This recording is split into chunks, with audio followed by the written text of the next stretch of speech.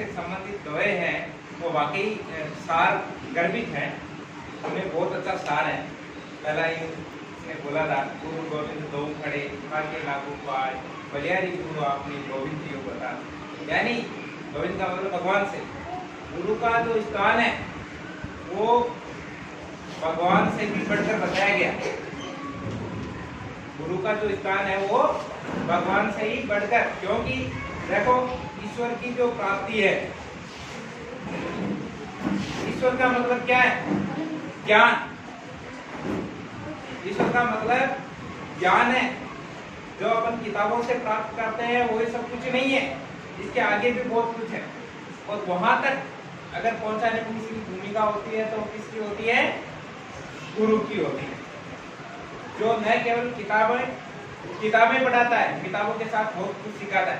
आज अपनी जो शिक्षा है इसका व्यवसायीकरण हो गया है, एक विनिमय की चीज बन गई है, जबकि प्राचीन काल में ऐसा नहीं होता था। जो शिक्षा दी जाती थी वो बिल्कुल निस्वार्थ भाव से दी जाती थी।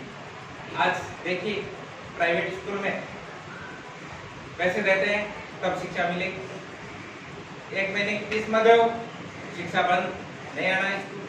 कहने का मतलब ये विनिमय की वस्तु हो गई, इसीलिए अच्छे संस्कार नहीं हो पाते। पहले जो शिक्षा दी जाती थी उसमें इस प्रकार का विनिमय नहीं होता था, वन वे होता था। गुरु का काम है शिक्षा देना, और वो किसी भी चीज की लालसा नहीं रखता था।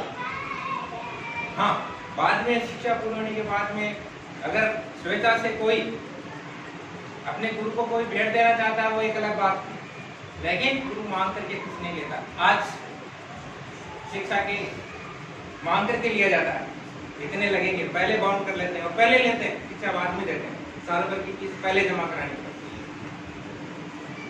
देखिए शिक्षा बिल्कुल निस्वार्थ होती है, और जब निस्वार्थ भाव से शिक्षा दी जाती है तभी उसमें संस्कारों का समावेश हो पाता है।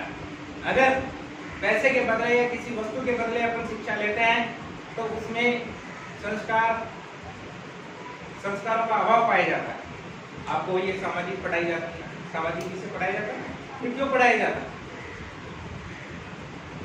तीसरी से पर्यावरण चालू जाती, इसका क्या उचित है?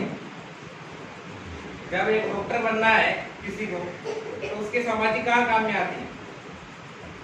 उसकी पढ़ाई देखो, आप इंजीनियरिंग की पढ़ाई देखो, उसमें उसका कोई मतलब ही नहीं है। अगर कोई बीटेक कर रहा है, कोई आईआईटी कर रहा है, उसका सिलेबस उठा के देखे ना तो उसने जो भी चीजें पढ़ी सामाजिक विषय में, सामाजिक अध्ययन में, पहले से लेकर के 10वीं तक की क्लास में, वो उसमें कुछ भी नहीं होता है। फिर भी ये क्यों पढ़ाई जाती है? इसलिए पढ़ाई जाती है ताकि बच्चों को 10वीं तक वो ये चीज सीख ले कि मुझे आगे जीवन कैसे जीना है, समाज क्या होता है, परिवार क्या होता है, रिश्ते क्या होते हैं, उसमें मानवीयता बनी रहे, अच्छे संस्कार उसमें हो। तो पहले जो शिक्षा दी जाती थी वो बिल्कुल निस्वार्थ भाव से दी जाती थी। और एक श्लोक उसने बोला, उसमें ये था जिसका भाव मैं आपको बता रहा हूँ कि गुरु चाहे बाहर से चोट देता है, जैसे कुम्हार मटके को जब गढ़ता है ना तो बाहर से उसके चोट मारता है लेकिन अंदर सारा रखता है। तो गुरु भले ही आपको बाहर से चोट मारे लेकिन अंदर की जो आत्मा होती है, अंदर से कभी नहीं चाहता कि मेरे शिष्य का बुरा हो।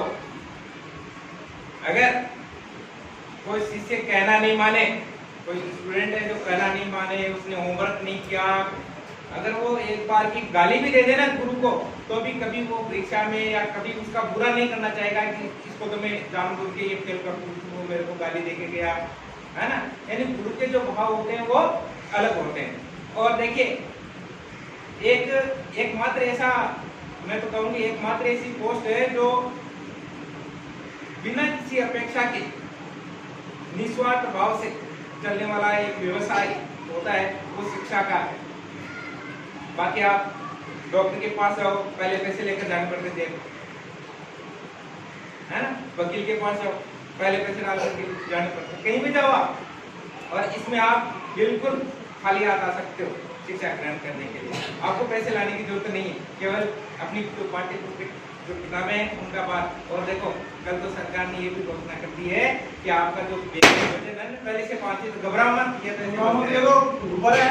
हाँ, ये मैं बोल रहा हूँ ना, ये सीधी बातें इसमें बढ़ रही है और इसलिए फट रहे हैं। यानी आप पहले से 5 तक के बच्चों का बोझ भी कम होगा, मैं ये बताना चाहता हूँ।